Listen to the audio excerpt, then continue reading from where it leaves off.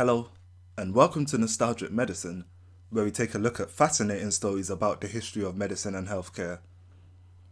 In today's video, we're going to have a look at lab leaks, in particular, the SARS lab leak that happened in 2003. When the COVID-19 virus first emerged, most experts assumed that it must have been due to a spillover event that happened from a wet market in Wuhan, which was selling many different kinds of animals for food, and anyone who suggested that it came from a lab was called a conspiracy theorist. But now it turns out that the wet market definitely wasn't the primary source, because human cases have been identified from before the time of the wet market outbreak, and also because exactly 0 animals sold from this market have tested positive for SARS-CoV-2. So did COVID-19 actually leak from a lab? At this moment, all I can say is I don't know, as we don't have enough information yet. But what I do want to show in this video is that a lab leak is indeed a very real possibility, by telling you about the time that the original SARS virus leaked from a lab, and also how further research to try and uncover the origin of SARS might have created the perfect circumstances for another coronavirus to accidentally emerge. Just to clarify, there have been dozens of lab leaks that have happened in recent history. I even mentioned in my video on smallpox that a woman called Janet Parker died in the UK after smallpox leaked from a lab. But the SARS leak ties in perfectly to what we're currently going through, as it shows just how easily a pathogen could leak from a lab from its supposed safe storage location and into the general community. As the head of the World Health Organization himself said, "I have worked in the lab, and lab accidents happen. It's common."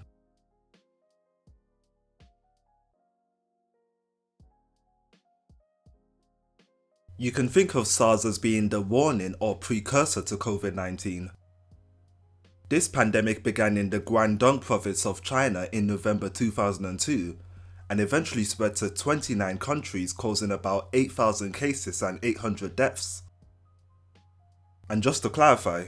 we know for sure that this pandemic started from a wet market, because unlike for the COVID-19 virus, we have found several civets from the initial wet market that did test positive for SARS and were known to have come in contact with some of the earliest human cases. Anyways, despite being around 5 times more lethal than COVID-19, the SARS virus was much less contagious and therefore easier to contain. So this pandemic was fortunately mostly under control by the summer of 2003. However, it still was contagious enough to escape from labs in 3 different countries: Singapore, Taiwan, and twice in China in the space of a few weeks, and the Chinese escapes are the ones that we're going to have a look at.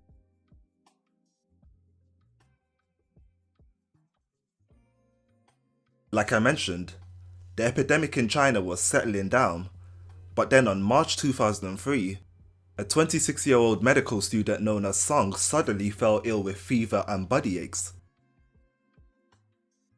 Song had been doing an internship at the Beijing Institute of Virology at the time of her illness, so she attended a Beijing hospital where she was diagnosed with pneumonia and was quickly discharged with a course of antibiotics. But she wasn't getting any better despite the antibiotics, and this prompted her mother, known as Wei, to travel all the way from her family's hometown in Hefei in order to take Song back home to recover. Song would then be transferred to a hospital at Hefei where they treated her for viral pneumonia, but then her mother would also fall ill with the exact same symptoms a few days later. Wei would unfortunately die from an unexplained viral pneumonia on April 19th, but the crazy thing is that none of them had been tested for SARS up to this point. But I think you know exactly where this is going. And when a nurse from the Beijing hospital who had been in contact with Song ended up developing symptoms and tested positive for SARS, Chinese health officials started to fear that they might be in the midst of a second SARS outbreak. And as a result of this, just like how we saw at the beginning of the COVID-19 pandemic, extensive contact tracing was done, leading to over 750 contacts of Song being quarantined, and a total of 9 cases were confirmed before the Chinese government could once again claim that it was under control. Fortunately, Song's mother Wei was the only person who died, and it's honestly a miracle that this didn't spread any further, despite the fact that Song and her mother travelled across the country on a train with the virus.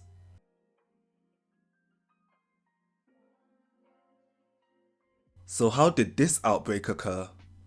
Well, even though Song was working in the Beijing Institute of Virology, she was actually placed in the Department of Viral Diarrhea and never did any work on SARS, which is a respiratory virus, as you should be able to tell by the name. However, a formal investigation was done, which discovered that there was a different student known as Ren who was indeed working on SARS in a nearby department.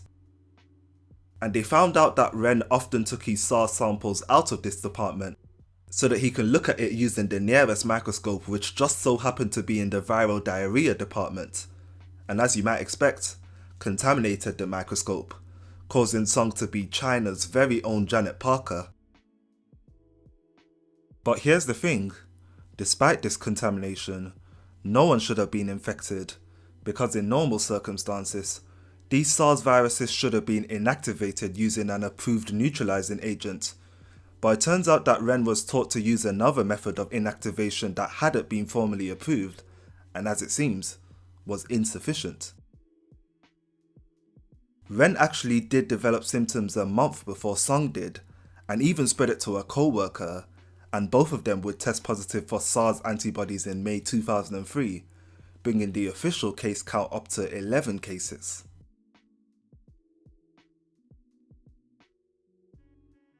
It took a while for the Chinese to admit that this outbreak came from a lab, but when they did eventually admit it, they would ultimately conclude that the lab leak was as a result of numerous safety errors. And as a result of this, they would ensure that research on deadly viruses were held to stricter standards, and only those with a high level of training in infection control could be allowed anywhere near these deadly viruses, and not simply just students. But the research on SARS-like coronaviruses did not stop by any means, because even though the original SARS virus jumped to humans from civets, civets were not the natural reservoir, so there must have been a natural animal reservoir of SARS before them, which would later be found out to be bats in 2005. And this would kickstart a whole field of research in China, where researchers would take samples from numerous bat habitats like caves, in order to look for bat coronaviruses so that they could learn more about them, and therefore find out just how likely it was that a new coronavirus pandemic could occur. And we know for certain that places like the Beijing Institute of Virology published papers indicating that active research was being done, which showed that bat coronaviruses can easily infect humans without the need for an animal reservoir, meaning that the circumstantial evidence for a lab leak is just as strong as the evidence of a zoonotic spillage from a wet market. To add to this, if any of you think that the Beijing lab got any safer after the SARS leak, I just want to mention that they also reported that they had a leakage of SARS-CoV-2 from their lab in February 2020, as you can see from this email. So we know that the COVID-19 virus has already leaked from a Chinese lab, but the golden question that we're all asking is this what happened in Wuhan in December 2019 as well? And even though the past decade on lab research on diseases like SARS is a major reason that we've been able to understand how new diseases emerge, and has also allowed us to develop vaccines and effective treatments so quickly for COVID-19,